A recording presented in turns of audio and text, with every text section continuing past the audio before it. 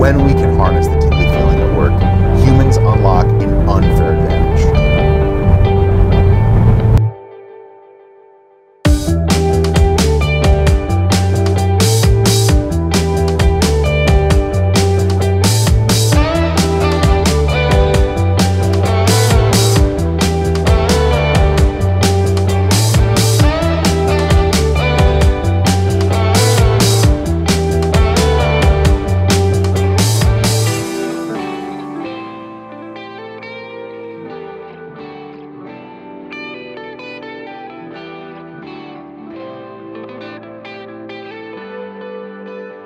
Last night we were talking about entrepreneurship and even the speaking business in general, and I, on the way home, was cracking up when you said you created a 45-minute resource to convince somebody to never consider joining this business of being a speaker.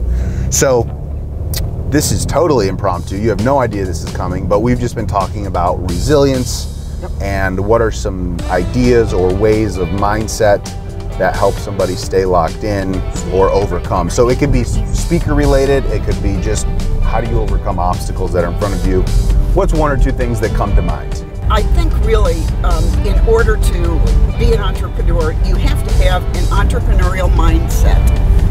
And I think of an entrepreneurial mindset is the most important thing to me, Josh, is that you really feel a calling almost to this. Because if you don't, you're not going to make it. I don't mean to sound like a contrarian, but I am known in my industry for being quite a contrarian.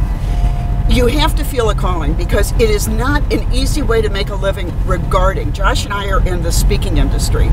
This is not an easy way to make a living. We only get paid when we are working. When someone hires us, we're on a platform or we're consulting or someone's buying a product or an online course. That's the only time we make money. And we work like heck all the other time to make sure that we are going to get that. And one of my favorite quotes in the business is by my friend Shep Hyken, Hall of Fame speaker. And he says, the job is not giving the speech.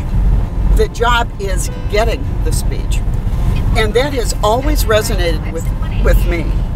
I think also you have to be a disciplined person to be an entrepreneur. Okay.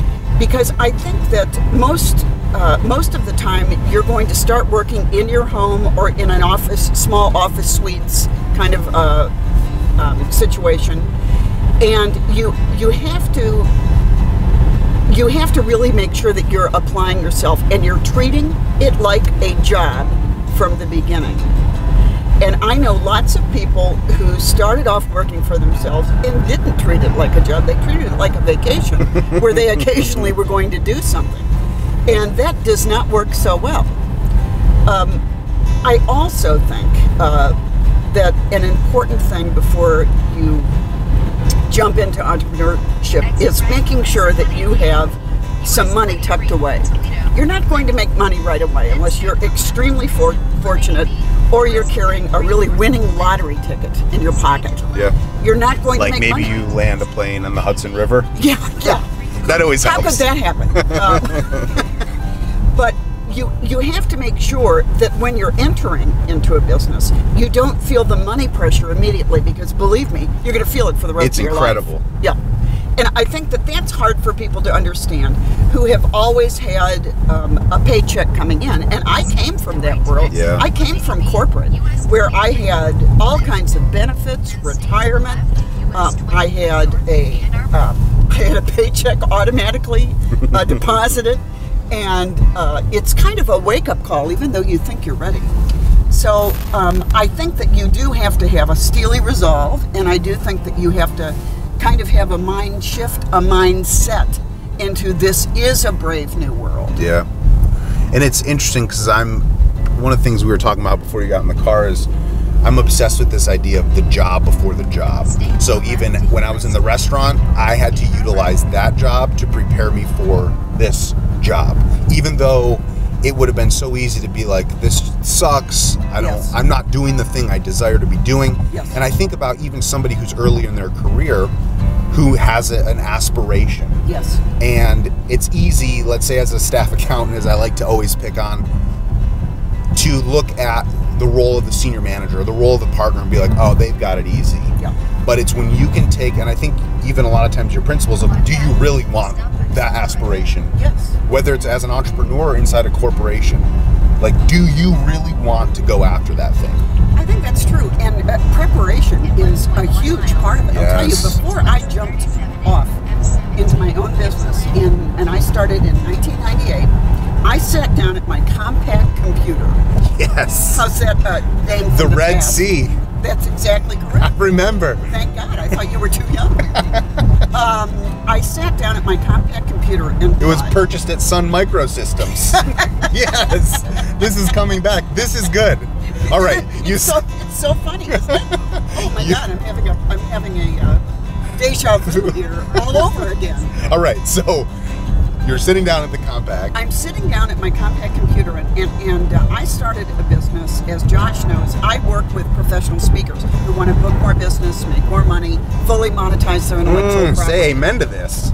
And so I sat down and said, if I did start a consultancy, what do I have to teach people? What can I pass along? What are my ideas? And where in the hell do those ideas come from? And what experience do I have using those ideas? And I came from working in a speaker's office to jump out on my own. I sat down and I wrote what turned out to be my first publication, which was called Working Smart, Not Hard. It was a business manual. And I had a graphic designer who prettied it up. And I decided, you know, this seems like I have enough, I'm going to jump. But I had all of this prepared, and I wanted to walk in with something in my hands, showing that I knew what I was doing, even though I was scared for the first person who hired me, who didn't know for 3 years she was the first person who hired me. You said that at dinner last night, and I thought, I'm not sure what's going on here, but I'm gonna creep on forward. Yeah, when you sit down, don't announce, hey, you're my first client Right. ever. Hope everything goes okay. Like the first time someone said, what's your fee? And I oscillated back and forth, and then I paused, and I was like, $2,000. Yeah. And then they said, okay, where do we send the contract? And then you're like, Yeah. wait a second. I told you last night that when someone first asked me my fee, I felt like I had pantyhose over my face and a gun in my hand. Right. And she didn't balk at the money. I love that visual, by the way. Thank you very much. I hope we can. I might look better There that is way, so but thank much- God this is audio. No There one is knows. so much fire going on in this. Like, look at how fogged the windows are. Yes, it's really. We are pumped up. It's cold outside, though. I'd like to add that. It's not that we're just all hot air, though there is pretty much hot air. Well, I'd like to think of it as, I don't like to say the word spitting, but there's definitely some real truths getting dropped. Some real fire. Also, I've not let you know that we only have 6 miles left in the tank, but the good news is we're only 0.6 miles away. Well, that's good, and I'm just praying that someone else is taking me to the airport after my speech. Yes. Good. Well, I'm looking forward to this. I'm really looking forward to this, Josh. And we'll see you on the inside. All right, that sounds good. Sounds like I'm going to the women's facility. She's coming in.